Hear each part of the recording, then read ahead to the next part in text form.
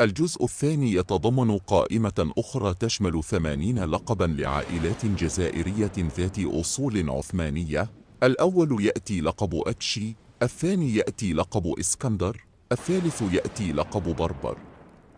الرابع يأتي لقب مامي قرصو، الخامس يأتي لقب برصالي، السادس يأتي لقب بندالي براهم، السابع يأتي لقب بندمرجي، الثامن يأتي لقب بن رويسي، التاسع يأتي لقب والي، العاشر يأتي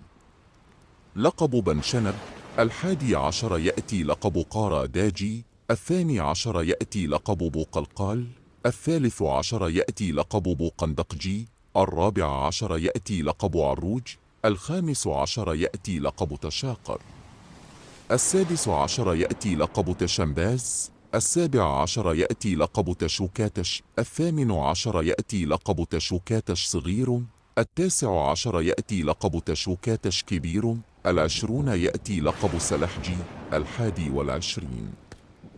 يأتي لقب تكدنتي، الثاني والعشرون يأتي لقب حنطبلي، الثالث والعشرون يأتي لقب خالي، الرابع والعشرون يأتي لقب سلاقجي، الخامس والعشرون يأتي لقب خزناجي، السادس والعشرون يأتي لقب خليل الشرفي، السابع والعشرون يأتي لقب بيرم، الثامن والعشرون يأتي لقب ماجي، التاسع والعشرون يأتي لقب خوج الفهم، الثلاثون يأتي لقب خوجبش، الحادي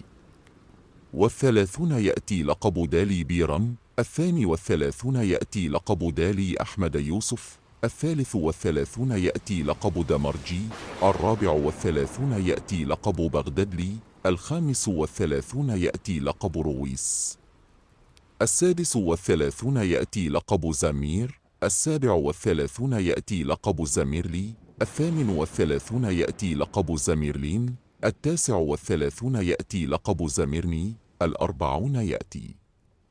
لقب الزيبات، الحادي والأربعون يأتي لقب خزناجي صواش، الثاني والأربعون يأتي لقب سلاما، الثالث والأربعون يأتي لقب شندرلي، الرابع والأربعون يأتي لقب صواش، الخامس والأربعون يأتي لقب صاري،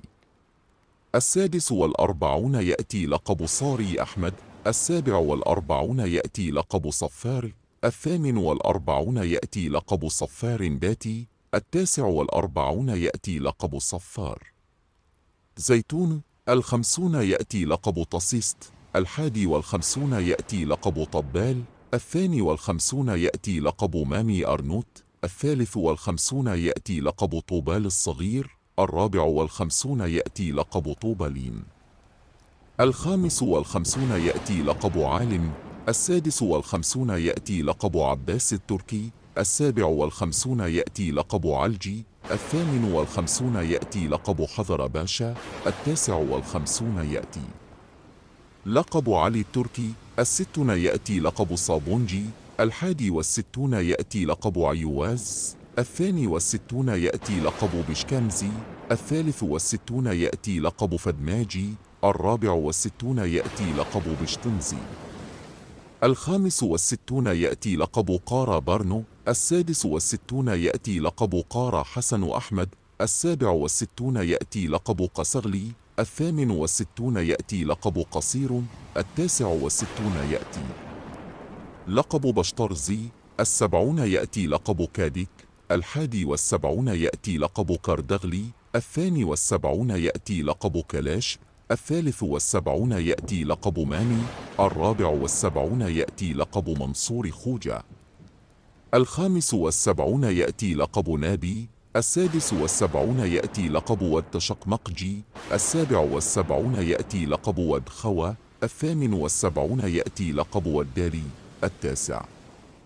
والسبعون يأتي لقب والدرويس، الثمانون يأتي لقب بومزرع. إن الألقاب العثمانية في الجزائر ليست مجرد أسماء تزين السجلات المدنية أو تتكرر في العائلات، بل هي شاهد حي على فترة تاريخية حاسمة في مسيرة الهوية الجزائرية، وعلى تشابك العلاقات بين البلاد والإمبراطورية العثمانية التي دام حكمها أكثر من 3 قرون. تلك الألقاب مثل بوشناق وسطنبولي وخوج وقر وغيرها، تحمل في طياتها أصلا تاريخيا واجتماعيا يشير إلى أسر قدمت مع الجيوش العثمانية أو استقرت بعد ذلك في المدن الكبرى كالجزائر وتلمسان وقسنطينة. وتعد هذه الألقاب دليلا على دور محوري لتلك العائلات في مجالات الإدارة والجيش والتجارة، فكثير منها كان ينتمي إلى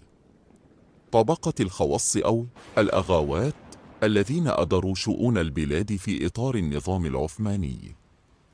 ومنهم من تزاوج مع السكان المحليين، فنشأت هوية جزائرية متفردة تمزج بين العنصر المغاربي والروح الشرقية العثمانية.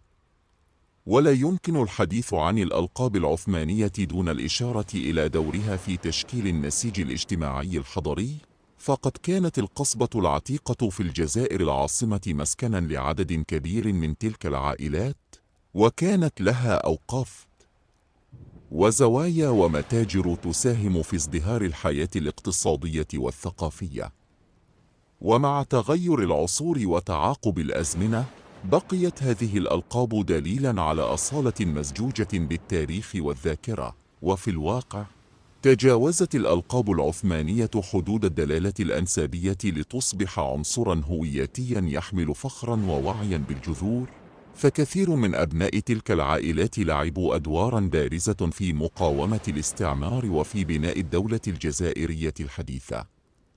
وبذلك تغدو هذه الألقاب نقطة تلاق بين الماضي والحاضر، تذكرنا بأن التاريخ ليس مجرد سطور في كتب، بل هو هوية تسكن الأسماء وتتكلم على ألسنة الأجيال. وبالنهاية، فإن دراسة الألقاب العثمانية في الجزائر تفتح أبوابا واسعة لفهم التراكم التاريخي والاجتماعي الذي صنع معالم الوجود الجزائري المعاصر، وتؤكد أن الاسم ليس مجرد هوية شخصية، بل هو جزء من حكاية أمة كتبت مجدها بين المدى والتاريخ.